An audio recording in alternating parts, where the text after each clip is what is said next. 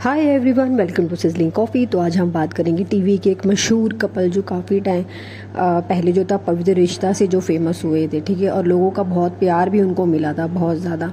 आप सबको भी याद ही होगा, ये दोनों के दोनों पवित्र रिश्ता सीरियल में नज़र आए थे, आशा नेगी एंड ऋत्विक धनंजानी, ठीक है। इनके बारे में जो था दोनों ने जो था एक साथ जो करीब 7 साल का इनका रिलेशनशिप रहा था।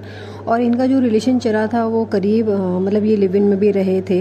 7 साल के बाद इनका रिलेशन जो है, इन्होंने बोला कि हम दोनों ने ब्रेकअप ले लिया है, ठीक है। अब 2013 से दोनों ने डेटिंग करना शुरू किया था और 2020 में दोनों का ब्रेकअप हो गया था। उस टाइम पर ब्रेकअप का कोई ऑफिशियल रीज़न तो इन दोनों ने नहीं दिया था, लेकिन बाद में काफ़ी रीजंस आए सामने जो इनके ब्रेकअप की वजह बनी। तो आज बात करते हैं आशा नेगी की। सबसे पहले जो कि उत्तराखंड से बिलोंग करती हैं और 2009 में ये मिस उत्तराखंड बनी थी। और उसके बाद जो है आशा नेगी मुंबई जाती है और फिर 1 साल के बाद जो है इनको एक रोल मिलता है सपनों से भरे नैना एक सीरियल में, ठीक है। 2011 में फिर इनको सीरियल मिलता है बड़े अच्छे लगते हैं, जिसमें राम कपूर भी थे और साक्षी जी। तो उस टाइम पे ये शो काफ़ी बहुत ज़्यादा पॉपुलर था। तो 2011 में ही उनको फिर एक शो दोबारा से मिलता है पवित्र रिश्ता, जिसमें कि उनकी ज़िंदगी बदल जाती है, जिसमें उसके जो कैरेक्टर का नाम था वो पूर्वी देशमुख था। और वहीं इसकी मुलाकात होती है ऋत्विक धनजानी से, ठीक है। और दोनों जो है एक दूसरे के को एक्टर थे। उस टाइम पर जो था ये दोनों बहुत अच्छे दोस्त थे। धीरे धीरे जो है दोनों को रियलाइज़ होता है कि दोनों ही एक जो है एक दूसरे को पसंद करते हैं। और बट वो दोनों बताते नहीं है एक दूसरे को, ठीक है। मेजर पॉइंट तब आता है जब सीरियल में जो था ना एक और फीमेल कैरेक्टर की एंट्री होती है, जो कि ऋत्विक के ऑपोजिट में होती है, ठीक है।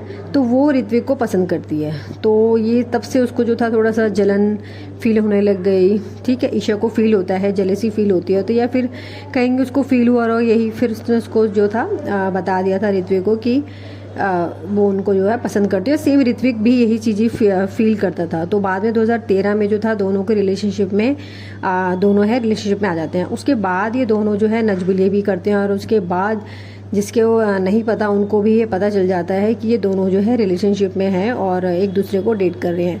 मीन्स उसके बाद नेगी जो आशा नेगी है वो काफ़ी सारे शोज़ में नज़र आती है और ऋत्विक धनजानी जो है वो काफ़ी सारे शोज़ में एंकरिंग भी करते नज़र आए हैं। और इन दोनों की जो फैंस फॉलोइंग थी वो बहुत उस टाइम में बहुत अच्छी थी, क्योंकि इनको जो था दोनों जोड़ी को बहुत ज़्यादा साथ पसंद किया जाता था। क्योंकि काफ़ी जिस टाइम पे उस टाइम पे जो था लोग इनकी जोड़ी को बहुत ज़्यादा पसंद करते थे और लोग उस टाइम पे टीवी बहुत ज़्यादा देखते थे। तो ये सारी चीज़ें थी जो कि लोग उस टाइम पे ये सारी चीज़ें पसंद करते थे, इसीलिए इन दोनों को साथ देखना पसंद किया जाता था। अब बेस्ट कपल थे, मगर 2020 में इनका ब्रेकअप हो जाता है। और इनका ब्रेकअप होता है तब ये जो था रूमर्स की नवंबर में जिसी साल में इनका ब्रेकअप होता है। और ये पहले से ही रूमर्स था कि 2020 में जो दोनों की सगाई होने वाली है।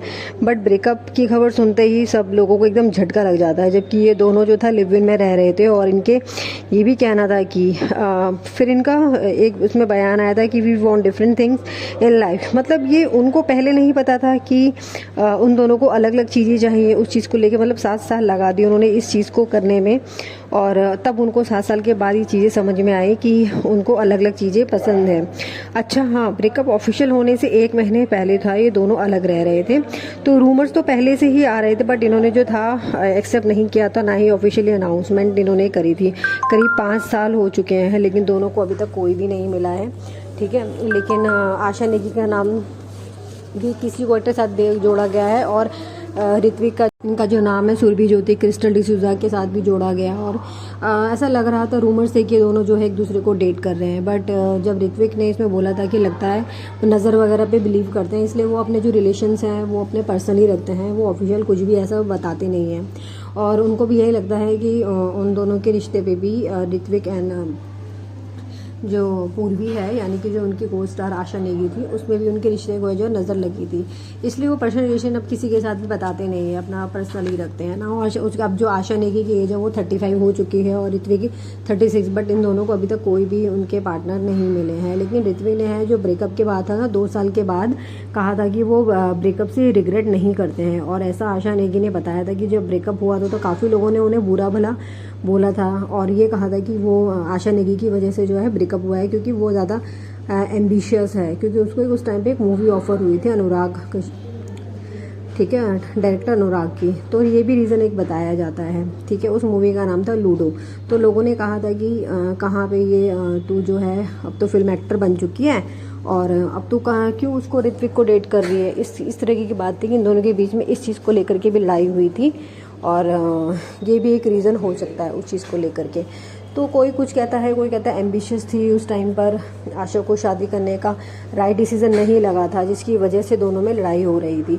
और कुछ लोग कहते हैं कि जो है ऋत्विक को जो था एक सीरीज़ मिली थी उस टाइम पे, लेकिन ऋत्विक में उस जो सीरीज़ थी उसमें काफ़ी ज़्यादा जो थे उसने बोल्ड सीन दिए थे।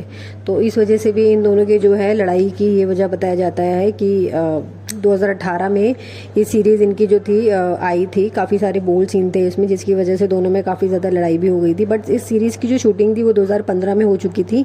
अगर ब्रेकअप होना ही था तो 2015 में ही हो जाता। ब्रेकअप पर लोगों में काफ़ी लोग इनका जो तो हेट मिला था, काफ़ी ज़्यादा हेट देखने को मिला था लोगों की तरफ से, क्योंकि लोग इनकी जोड़ी को बहुत ज़्यादा पसंद कर रहे थे। अब ऋत्विक का तो नाम काफ़ी सारी को एक्टर के साथ जुड़ गया, सुरभि ज्योति, क्रिस्टल डिसूजा, बट दोनों ने ही कहा कि ये दोनों जो है सिर्फ फ्रेंड्स हैं। क्रिस्टल डिसूजा ने ये बोला कि हम दोनों अच्छे फ्रेंड्स हैं और अभी तक है लोग इनको जो है ट्रोल करते हैं। और जो आशा नेगी है उन्होंने एक पोस्ट भी डाला था कि ब्रेकअप के लिए जो है उन्हें अभी तक ट्रोल किया जाता है, बट ये गलत बात है। उसको क्यों, अगर वो एम्बिशियस थी तो क्या एम्बिशियस होना गलत है, सपने देखना गलत है? अगर वो कुछ आगे लाइफ में करना चाहती है, नहीं है उसका डिसीजन शादी करने का, तो गलत नहीं है। इसमें ऋत्विक ने भी तो काफ़ी सारे लड़कियों को डेट किया है उस चीज़ में, तो उसको क्यों नहीं बोला जाता वो सब चीज़ें?